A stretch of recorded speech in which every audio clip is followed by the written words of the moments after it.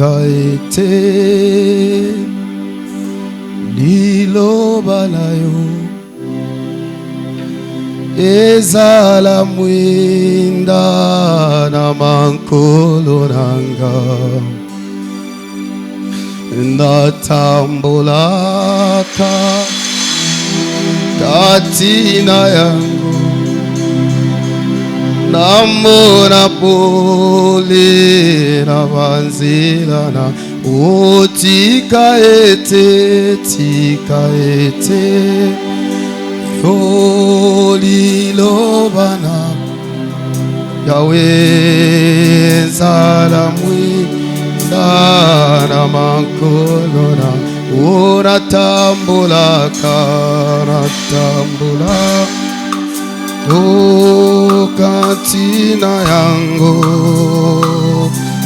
namona pole na banzila nango.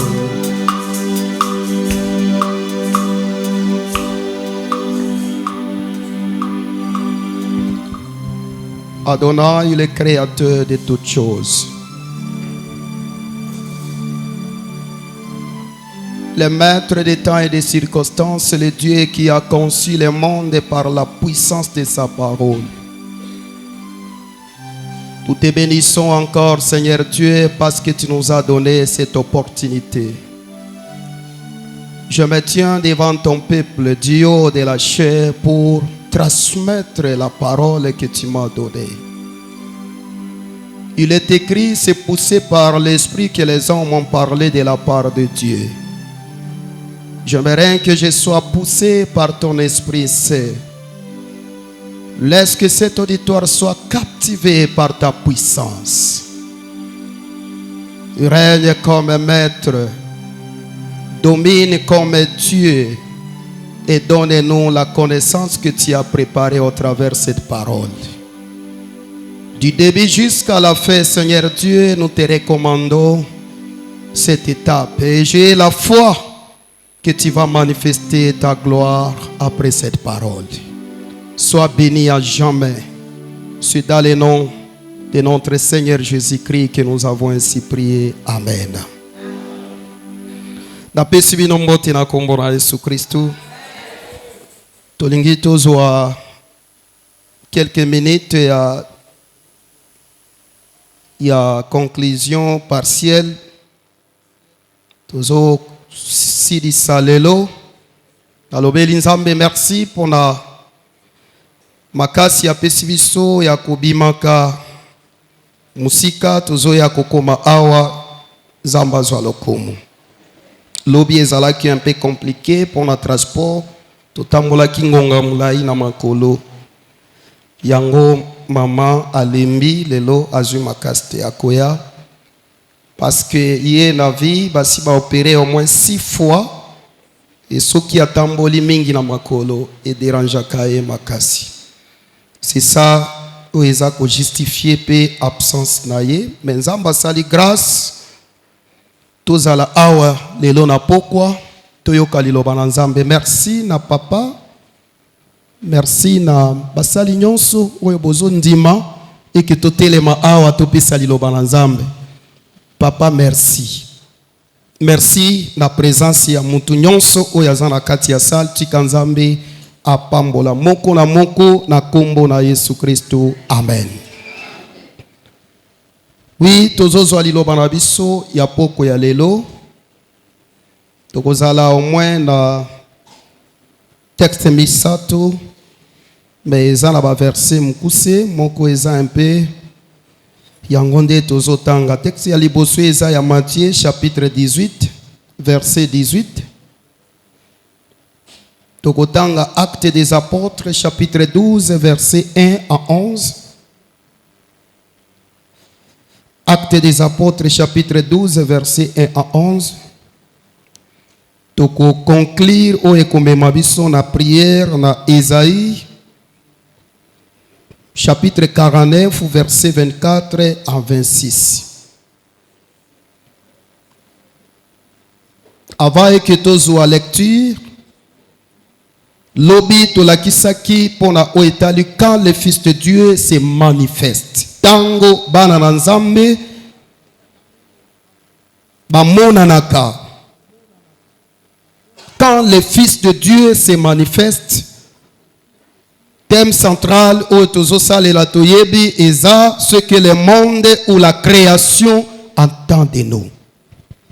Mais si je te développe qui lobby, eza loko la question, eza loko la eloko yo eza kopesa mutu a réfléchir yemoko quand le Fils de Dieu se manifeste qu'est-ce qui est koki salema tolobaki na tango bana na nzambe bazomila kisa tonde bazomona na eza na basigne oyo monanaka na kati ya apparition na bango.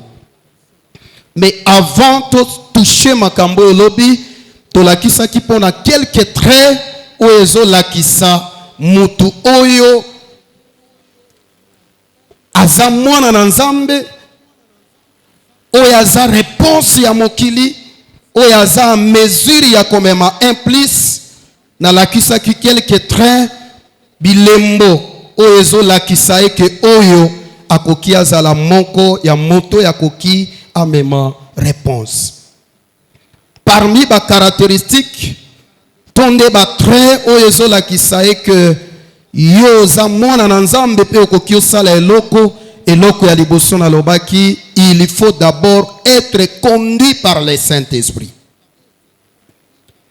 Okoki ko se manifester na oyo baswahili balobaka bujanja otelemi na makasi parce que batu bayebi ba verset biblique, parce que batu bayebi Genèse et Zaboye, Apocalypse et Zaboye, mais sans le Saint-Esprit c'est compliqué. Ce qui est lingi au télément dans l'excellence et faire un ministère debout jusqu'à la mort, il faut qu'on dima au kambema na Saint-Esprit. Ko kambema na molimo mo santu na lobakeza, qu'on dima molimo mo santu yende akonzavi na yo. Otika la kati ya direction d'aye. Amen. Deuxième train, il faut osala muto ya zoluka kimia parce que Bible lobby est sengo na bo bazoluka kimia bangonde bakobenga mabana na nzambe. Mukilezo zila bana ya nzambe lokola Bible zoloba que la création tout entière ezolela. Ezoluka banani oyo bakoki ba mema réponse na kati ya création. Mais Bible lobby que la création était soumise à la vanité. Non de son gré, mais à cause de celui qui l'y a soumise. Qui? Le diable. Molimo mo santo ata mekoli Satan ata mekoli nzambe eloko yo bane ya Satan bazangi eloko yo bakozwaka te, c'est le Saint-Esprit. Église mo Christo oyazana molimo mo santo te ko espérer même mukolo moko te kokoki omona nzambe parce que molimo mo santo nde aza elembo oyo batie kati na biso mukolo klero ekobeta eloko ekosunga biso to mata to mona gloire ya nzambe eza molimo mo santo. Sans le Saint-Esprit c'est compliqué. Mokili bazana ngote bazana nyonso bazana oyo bazana yango, mais ils n'ont pas le Saint-Esprit. Mais nous les enfants de Dieu, Zambe azumo limo mo santo atekati na biso. N'est-ce pas, c'est la grâce.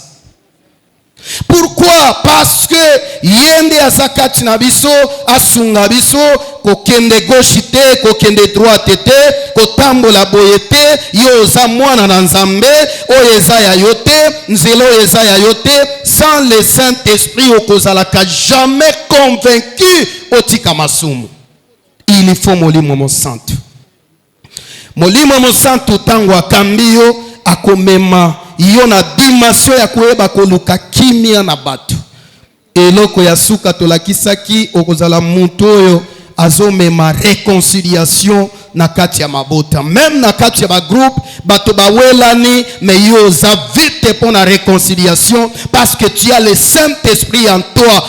aza molimo ya lingaka kimia baoyo bazana molimo mosantu bazana kati ya mission oyo bazolo ba ministère ya réconciliation. Amen. Et na kati ya ministère oyo apôtre Paul alobi na tango tozana ministère ya réconciliation oyo eza ministère ya batonyos 5 ministères oyo eza na Ephésiens 4:11 eza ba pasteur, ba apôtre, ba évangéliste, ba docteur et ainsi de suite. Mais ministère ya réconciliation eza pona biso nyos moyembi obengami koluka kimia mama ozala na poste na église poste te. Nous sommes appelés à koyeba kobika malam na bato okobenga voisin ndenge nini soki chaque jour boyoka na kati mission tozana yango bien aimé eza kaka te bamona ke tosambelaka me tomema bato epa na Yesu bango mpe bayeba Yesu toyambi ye aza ndenge nini. Amen. Nous devons chercher la réconciliation. Kobika na église te avec des conflits zala motoyo azana molimo mosantu batoyo nde bakoki ba se manifester pour na kopesa réponse na kati ya société. Et tango bazo se manifester na lobaki que bazo se manifester pour na kopesa témoignage Zambe aza ko accompagner ba témoignage na bango na ba signe na ba prodige na ba divers miracles pe na distribution ya don ya ba don ya cet esprit. Amen. Alléluia. Régulateur molimo monsanto nde aza na kati église ce qui est azate c'est compliqué ba do ekolala. Mais dans une église où il y a le Saint-Esprit, badon et la mukaka. Bao bazana likabo ya komona bakomona, bao ya kotea bakotea, bao ya koyemba bakoyemba parce qu'il est le distributeur. Yemde apesa kabadon et ceux qui osana don ya koyemba kosala lolendo te pona muto ya beta kambonda. Oya beta kambonda azana valeur, oya yemba ka azana valeur, oya komba ka azana valeur, oya teya ka azana valeur, oya lekimoni azate. Nous tous devant Dieu tozana makabonzamba te so qui sert na biso komba kawa te na avalo sam kasto sambeli na kati ya désordre mais elle a balayé aweza propre na ye likabo wana ya kokomba ezana kembo liboso ya nzambi mutu nyonso dans l'église tango molimo apesi ba distribution ya badon toza important soki oyemba ka bien bato babeti komata mapeka te soki obina ka bien bon kobina oui bato balobi bayeba tie mbongo komata mapeka te otei bien bato balobi gloire nous sommes bénis par cette prédication komata mapeka te kotomba mate koleka muto ya pesa ki yo likabo parce que oya pesi yo likabo asepelaka na bato bazomikitisa baoyo bakitaka nzambe atombolaka bango.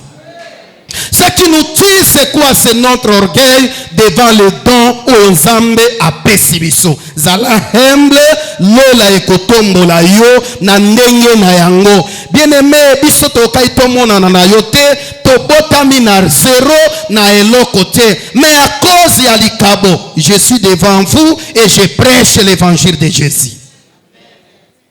Inasakana na likabo koleka nzambo ya pesi likabo. Nasakana na ministère koleka muto ya pesi ministère apana Zambe asunga biso na tango toza ko se manifester Zambe ako accompagner makambo tozo sala na basigne na makambo ebele. Amen, amen. Oui, tozo conclure na maloba oyo parce que tokobondela lelo nazo balikole as quelques secrets de la manifestation. Quand le Fils de Dieu se manifeste, tout pesa ki ba makambo emonanaka, ba signe, ba prodige, ba miracle, makambo ebele penzamba yaka ko appuyer musala na bango. Yango monaka otelemi libosi ya mpepe mabe, olobi kwa jina la Yesu mpepe mabe abimi, maloba kaka, ozoloba moto ezopela. Moto kita moto ebeli. Otunaka te ezo uta wapi ezo bimandenge nini. Na yebi un jour papa li fafu pe à son âme azo témoigner na situation moko amona na Équateur. soki boyende a témoignaki. Ba pasteur église bato bazana kati ya kilte ba bondeli or pasteur akende ki simba biloko ya mabe quelque part. A simba bakisi ba manji ya sali campagne alobi lelo boya batu nyos bakobika oya koya kobika mutata moko ta kozonga malade. Batu balingaka koyoka bongo te bayebele zoka bana ya nzambe baye eza teke kotelema nde loba oza na nzambe ye atelemi azobenga bato mais sans Dieu mais bato baye avec Dieu. Viens en Jésus mais sans Jésus mais bato bayoki baye avec Jésus. Confrontation ya puissance. Pasteur atelemi zoka zalaki na elamba moko basimbaka te auta nango musika na condition mutu asimba te. Mais un jour avant makambo ya munene organizaki akuti mwasi azo sukola mwa elamba wana ezala na kati. Abi pourquoi tu as fait ça? Non, on a moni olata kango à tout moment et comment qui salité il faut en arranger. Abi apesi secrétaire malobi bon oyebi satana lingaka mwa ba zigzageti ya zwika kambala moko alobi boyo sala eloko te dimanche feu shuka fire batu babondeli moto olie ebanda ko toucher misala ya bato et toucher mwana mobale otina cher zamba bimisi moto et simbie na mututi na se zamba beta ye kaki sur le champ azika sur le champ akufa na moto ya ndenge wana. Qu'est-ce qui fait que olobi moto pe moto ekiti bandeko eza pamba te toza na nzambe oya yebaka ko accompagner maloba na biso na basigne mwana na nzambe oza n'importe qui te batu mabe basakana na yo non loba lole ko appuyer moto ekokita délivrance ekokota elonga ekomonana bakoyeba qui est ton Dieu. Alors secret ya manifestation totanga yango mbangu Matthieu chapitre 18 verset 18. Matthieu 18 totanga nyonso mbala moko ndeto loba muke tozwa tango ya kobondela elongo moko na molimo mosantu. En vérité, je vous dis que tout ce que vous lierez sur la terre sera lié dans les cieux, et tout ce que vous délierez sur la terre sera délié dans les ciels. Amen. Ndeli loba liboso yango wana ya mibale toza na livre ya Actes des Apôtres chapitre combien? Chapitre 12 verset 1er à 11. Natangi na kombo na Yesu. Or vers ce temps-là, le roi Hérode s'est mis à maltraiter quelques-uns de l'église.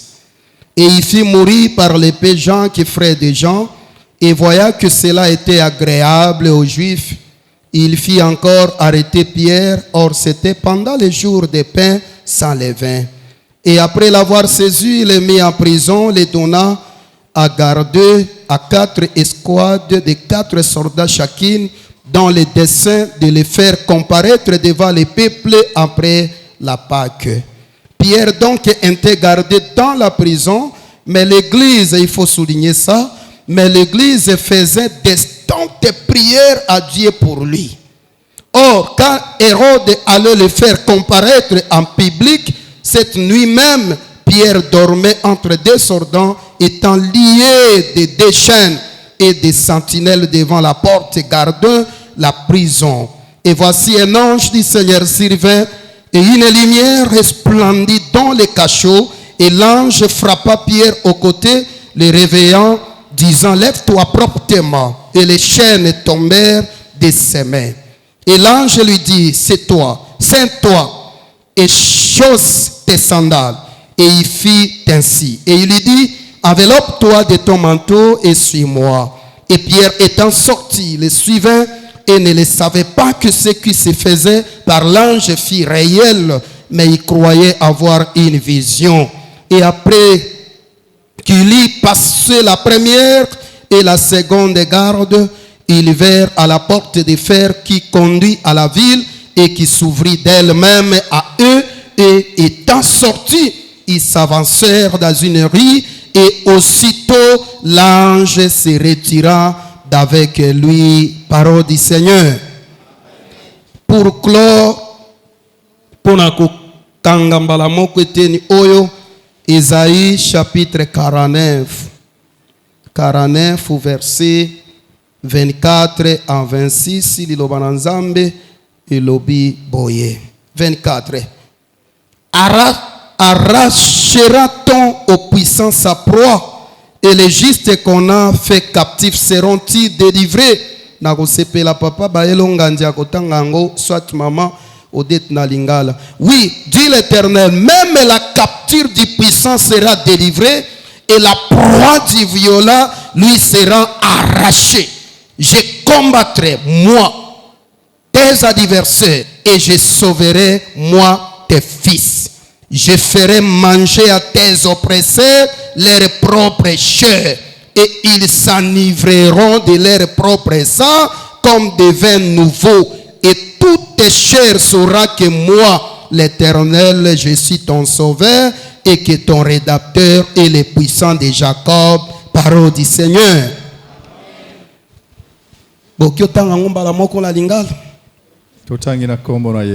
Amen.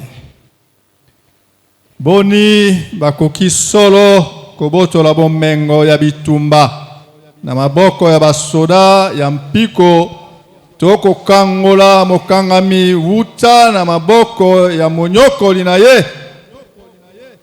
Kasi tala liloba oyo Yawe alobi solo mokangami akokangolama na maboko ya basoda ya mpiko pe bomengo ya bitumba ekokangolama na maboko ya monyokoli. Nakotelemela bato oyo bakotelemela yo pe nakobikisa bana na yo. Nakosala ete banyokoli na yo balia misuni na bango moko, bakolongwa makila na bango moko ndenge balangwaka masanga ya vino. Boye moto nyonso akoyeba ete ngai Yawe nazali mobikisi na yo, mosikoli na yo, elombe ya Jacobi. Amen. Secret de la manifestation. Nini kokie sala et que bana na Nzambe bazala à mesure ya ko bouleverser monde satanique, ya ko bouleverser mokilo ezo réclamer vinabiso. Un jour nazana Bukavu ndeko moko ya mwasi aye tozo bondela abalemi esali kaka un mois mobali azwi musala akena Uvira. Azana Uvira mutu moko aleki na age ndumba ya likolo abebisi mutu ya garçon yo azwi garçon bake mbala moko na Tanzanie. Atiki mwasi na ye na libala ya quelques mois seulement. Mais depuis akenda mwasi ya bosani mais atikali mutu ya kobondela lobi mais quoi? Bapambola biso na église mais il y a quoi? Comment na juirte na sepeli na libala te na boye na balemaki malam monguna tikana ya bisawe ki asepela kate amona yo za ko avancer, asepela kate amona yo zo kende liboso, asepela kate même amona yo za bien.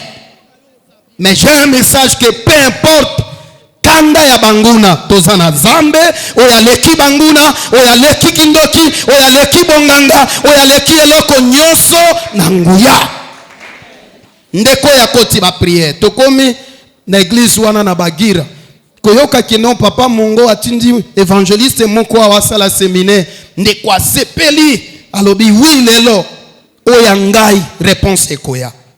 Elle était venue avec foi. A commis à expliquer nga situation na ena lobi sœur tozwa tango ya kobondela to bandi prière prière esili mukolo ya kozonga na komi Goma lobi papa numéro 1 koni ebengi lelo numéro 1 ya mobali nanga. Na komi Kisangani alobi papa Nzambe ya lola yoki losambo sima ya bambule ya séparation mobali ya ye lelo aye azwa biso nyonso tozonga na Tanzanie. Bien aimé, secret ke kobima ndenge nini nzoka mukolo ya libala tata mwasi moko atuni bandeko yozwini na binga na zwi na mariage na bango bapesa nga mwa mbongo bapesa nga faire à repasser bapesa nga elamba ya kolata ya lobi nga bapesa nga ka balutu c'est que bino nde bozwi nga na zwi eloko te soki ya kolela libala wana ou bien ye ou bien nga abebisi mwana ya ndeko na ye propre a troublé mutu ya garçon et mbala moko libala epanzani secret bimisima ya prière. Bien aimé, soki oza mutu ya prière eza na makambo ekosalema na vie na yo mokili elinga te oku avancer parce qu'avec Dieu nous ferons des exploits et Dieu écrasera nos ennemis. Secret bimi soni elati ndeko yo mais lelo bandeko baza bien baza na libala na bango mais sima ya bambula ya kokabwana na lingine bisawe loko moko bana na Nzambe sata aza bien te telema le temps ozolemba tika na bisawe ke na bitumba ya molimo mwana na Nzambe oza mwana na Nzambe simbaka yango très bien repos ezalaka te ezalaka te soki ozolia lelo bien loba Nzambe na kolemba prière te soki ozwi nanu te loba Nzambe na kolemba prière te parce que chaque jour toza na komba soki esimbi lelo loba gloire à Dieu mais il faut aimer la prière. Bible ezoloba boye Christ nde azoloba secret ya liboso d'abord l'unité de l'esprit. Yesu alobi oyo bokokanga awa na se lola ekangi automatiquement. Quelle connectivité! Ça veut dire que tala koza ambassadeur il faut muto ya tindio ayokayo oyo kangi awa na se lola ekangi oyo fungoli awa na se lola efungoli tika na yebisa yo boye église tozaba n'importe qui te soki tosangani dans l'unité de l'esprit tolobi toluka Nzambe pona commune ya lemba toluka Nzambe pona vie ya bana ya Nzambe toluka Nzambe pona mabala toluka Nzambe pona misala toluka Nzambe pona vie na biso. Bible lobi oyo tokangi awa na se lola pe kangi oyo tofungoli awa na se lola pe efungoli. Il y a une connectivité na tango bana na Nzambe bazo se manifester makambo basalaka awa na se lola eza ko agréer yango lola eza ko appuyer yango mais la première des choses l'unité de l'esprit oyo bokangi. C'est ça la force de l'église. Alléluia.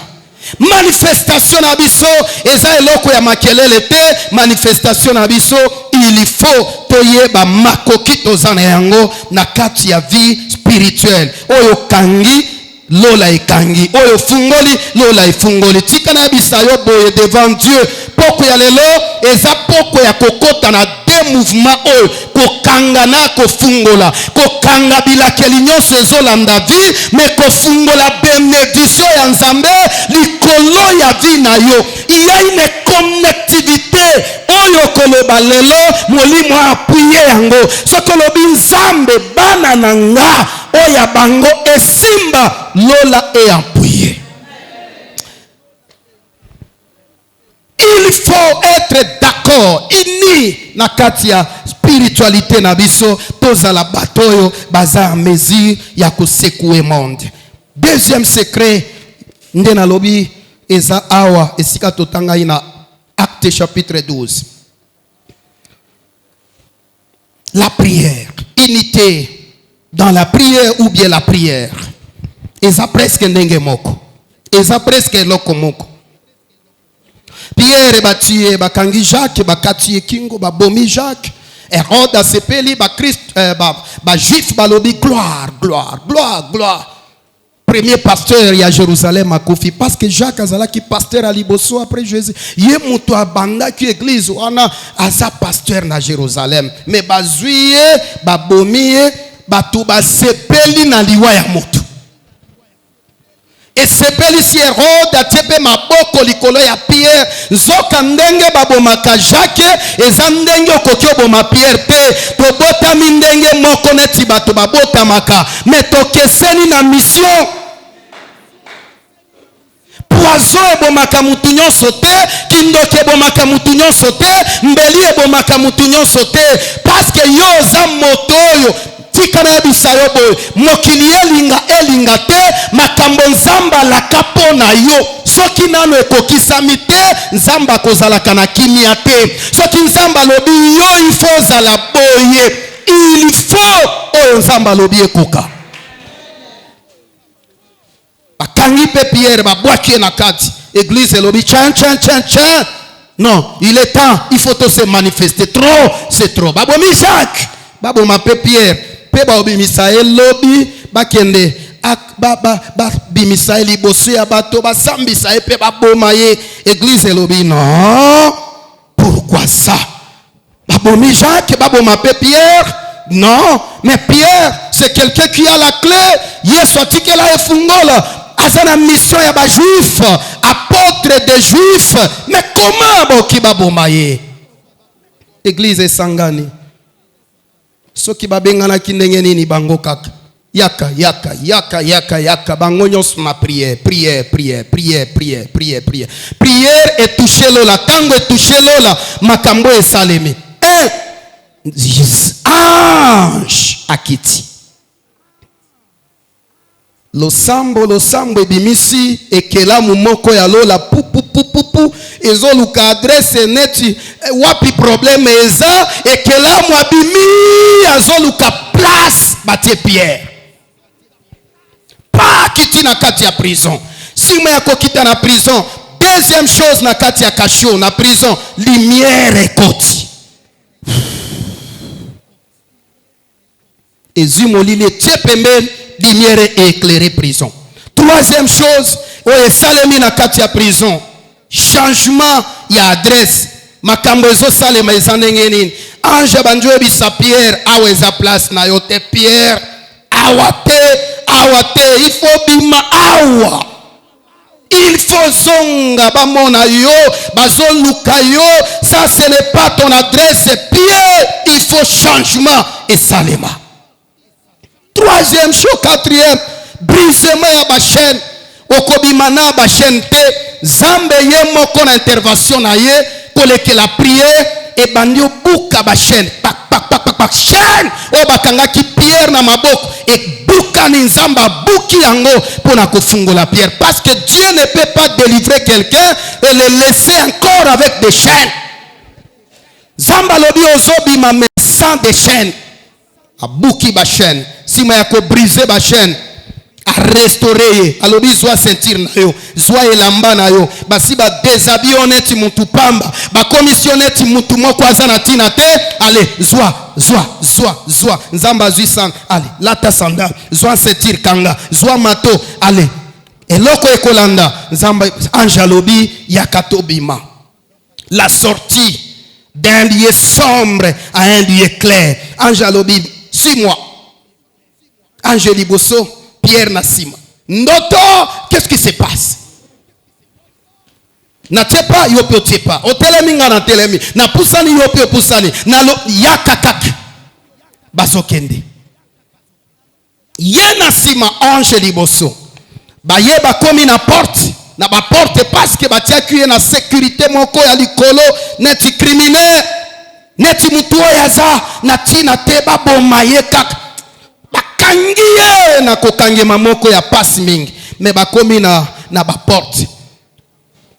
Ouverture miraculeuse et salemi porte yango moko soki ange akomi pa o efungwami pa oyo efungwami baporte efungwami nsima ya kofungwama Bible lobi délivrance esalemi délivrance ya Pierre entre les mains ya ba méchant entre les mains ya Hérode entre les mains ya muto ya kanisa ki Pierre akokota mabele mais délivrance ya Pierre esalemi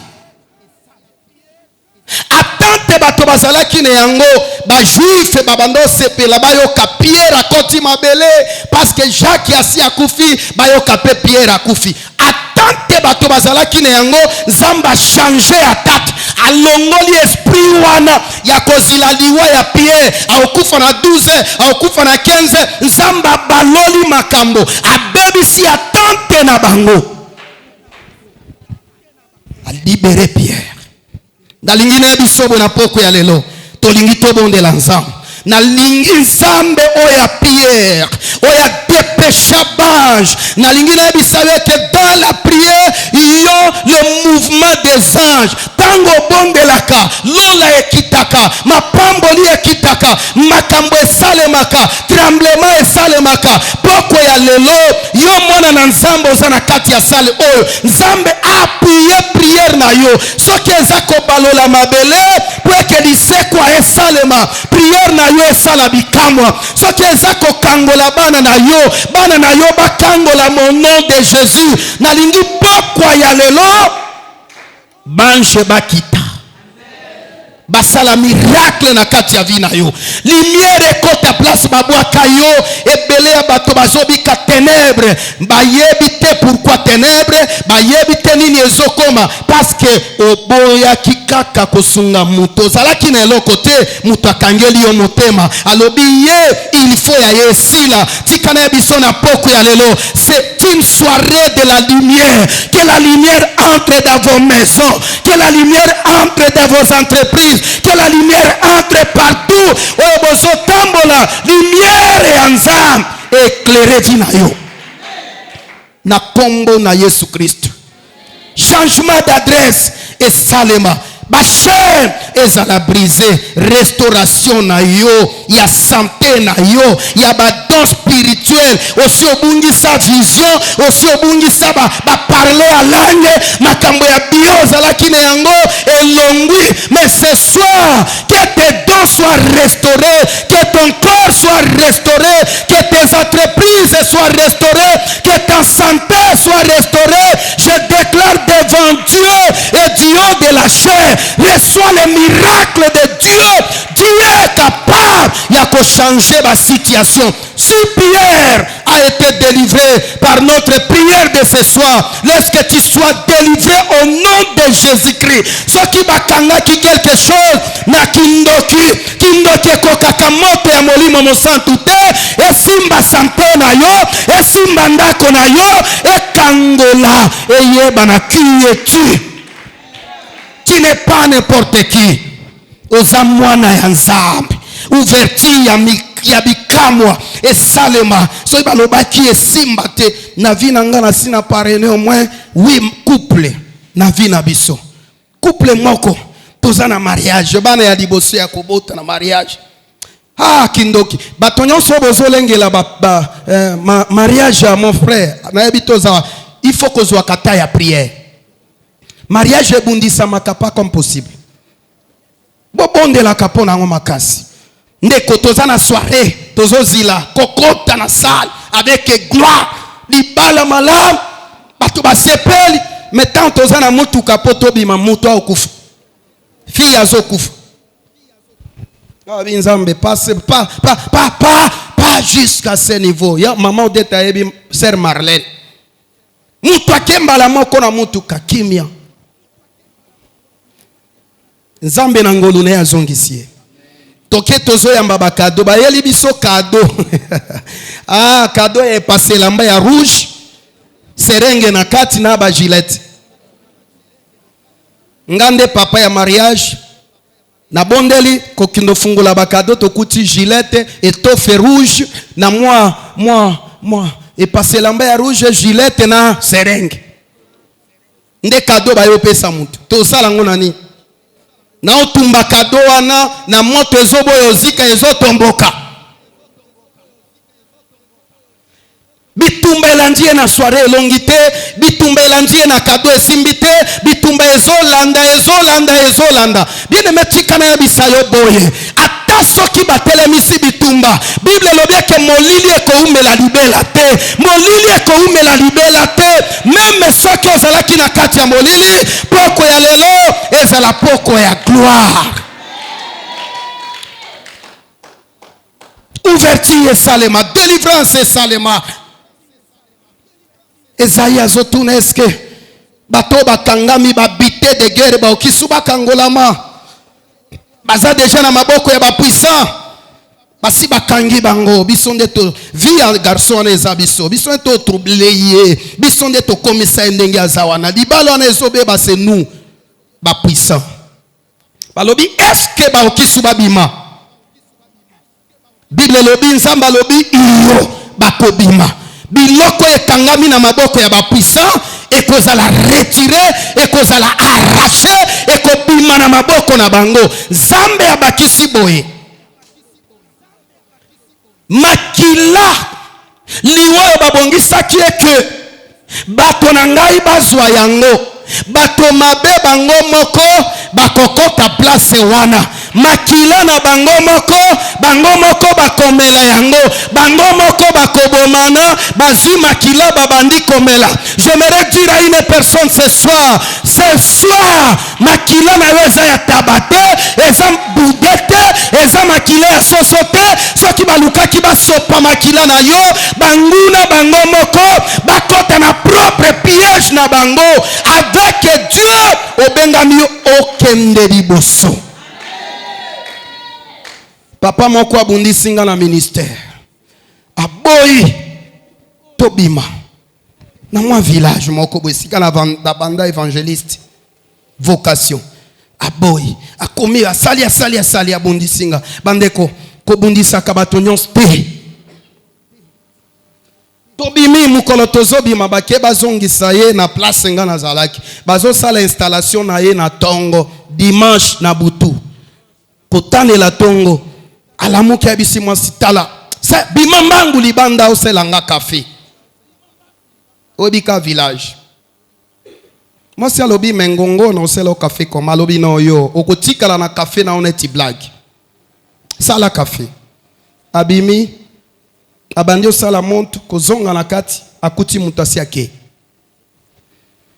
pema ebebi respiration compliquée dimanche bato basi bake bazosala installation na ye nazo swente liwana ete na ningi na yebiso boye kobundisaka bato na nzambe te kolukaka bato na nzambe na ba problème te parce que nzambe atelemaka sunga ye na conseil me apana biloko ya bapo de banane parce que nzambe asepelaka na bato na ete